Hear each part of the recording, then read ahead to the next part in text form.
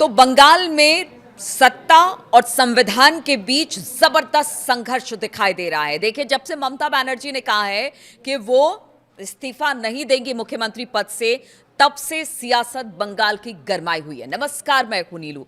और देखिए, ये सियासत इसलिए गरमाई है क्योंकि कल एक प्रेस कॉन्फ्रेंस में ममता बनर्जी ने कहा था कि वो इस्तीफा नहीं देंगी। उनको हराया गया है, वो हारी नहीं है, इस तरह की बात उन्होंने कही। পার্টি আমার সাথে আছে ভুল। আমরা আসামেও কালকে একটা সিট জিতেছি, তারপরে ওখানেও অত্যাচার করতে শুরু করেছে, সুস্মিতা দেব আমাকে জানালো। পরবর্তী স্ট্র্যাটেজি আমরা পার্টিতে বসে ঠিক করব। আপনারা টাইম টু টাইম জানতে পারবেন, চিন্তা কোনো কারণ নেই। কেন, কিসের জন্য? আমরা তো হারিয়ে নিয়ে যাব। হারলে আমি যদি শপথ দিতে যেতাম তাহলে আমি রেজিগনেশনটা করতাম। এখন তো question doesn't arise.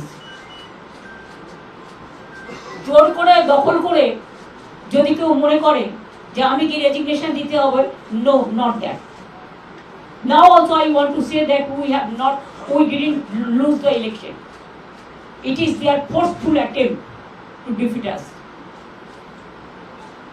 Officially they may, through election commission, can defeat us, but morally I am telling you that we won the election. तो देखिए, इसी को लेकर वरिष्ठ वकील है महेश जेठमलानी, उन्होंने अपनी तरीके से बयान दे दिया है।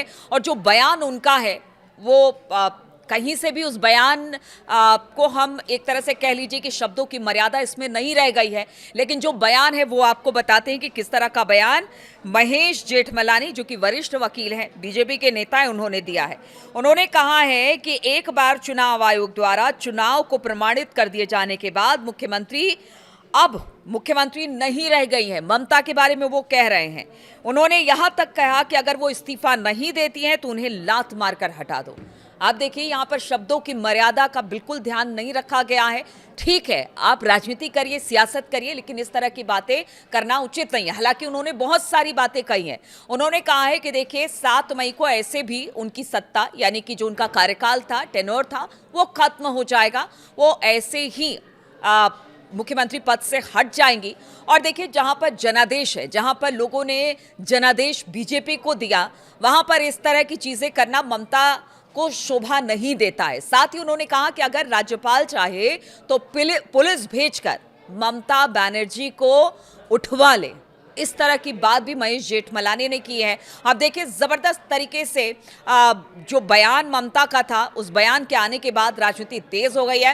हालांकि जो बड़े नेता हैं, या फिर जो बड़े नेता हैं पश्चिम बंगाल में बीजेपी के, उनका कहना है कि ममता दीदी कुछ दिन के लिए नाराज रहेंगी, उनका मिजाज ही ऐसा है, ठीक हो जाएंगी। अभी सदमे में है, थोड़ा वक्त लगेगा। दिलीप घोष की बात कर रही हूं, उन्होंने कहा कि सदमे में है और बहुत जल्द अभी सदमे से ममता उबर जाएंगी। लेकिन अभी चूंकि वो इससे उबर नहीं पाई है, इसलिए वो कह रही है इस्तीफा नहीं देंगे। लेकिन बहुत सारे संविधान में प्रावधान है जिसके बाद ममता को हटना पड़ेगा, पद छोड़ना पड़ेगा। बीजेपी आ गई है, उनको मानना पड़ेगा। उन्होंने ये भी कहा कि अरे, इस धरती पर कोई हमेशा के लिए नहीं आया है। जब यहाँ से जाना है, मरना है लोगों को, तो ये तो एक पद है।